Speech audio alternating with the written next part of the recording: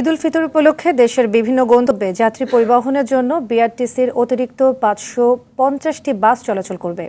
দুপুরে মতিঝিল কার্যালয়ে বিআরটিসির চেয়ারম্যান তাজুল ইসলাম বলেন, ঈদে ঘরমুখো মানুষের ভোগান্তি কমাতে দূরপাল্লার বাসের পাশাপাশি এই বাসগুলো সেবা দেবে।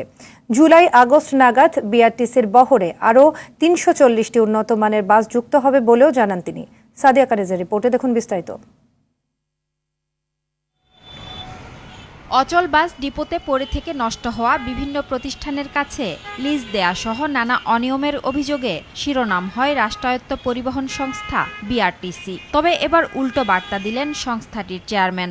লিজে কোনো গাড়ি থাকবে না। এখন এই মুহূর্তে মাত্র 34টি গাড়ি লিজে আছে। আমি সব লিজ বাতিল করে দিচ্ছি।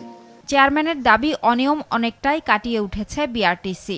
বর্তমানে 10 থেকে 15% দুর্নীতি হলেও তা নগণ্য। অনিয়মের অভিযোগে সংস্থাটির 15 কর্মকর্তা সহ 37 জনের ব্যাংক অ্যাকাউন্ট ফ্রিজ করা হয়েছে। যদি কোনো ড্রাইভারের কারণে কোনো কেউ আহত হয়, নিহত হয়, ওই ড্রাইভারকে ফৌজদারি মামলায় আনা হবে, নট অনলি বিভাগীয় মামলায়। তাদেরকে তো ভালো হওয়ার সুযোগ দিতে হবে। তারা ভালো হওয়ার, তাদেরকে আমরা সুযোগ দিচ্ছি। তারা আস্তে আস্তে সাজা দিয়ে তো সব পারা যাবে না, মোটিভেশন দিয়েও করতে হবে। অ্যাকাউন্ট ফ্রিজ করতেছি, এটা করতেছি, কিন্তু সব তো দায়িত্ব আমি নিচ্ছি। লোকসান কাটিয়ে বর্তমানে 18 থেকে 20% বাৎসরিক লাভে প্রতিষ্ঠানটি। জুলাই আগস্টের মধ্যে বিআরটিসির বহরে যোগ হবে 340টি সিএনজি চালিত বাস।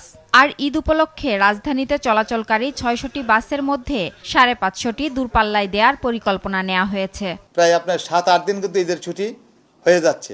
এখনই আমরা গতকালে আমরা শনিবারে মিটিং হয়েছে আমাদের, যে আমরা একটা টাইম প্ল্যান করব, কোন ডিপোতে কোন গাড়ি, কত গাড়ি কোন দিকে যাবে, কিভাবে যাবে, আমরা সেগুলা সর্বোচ্চ ব্যবহার করার চেষ্টা করব। ঈদের আগাম টিকিট বিক্রির সময় দ্রুত জানাবে সংস্থাটি।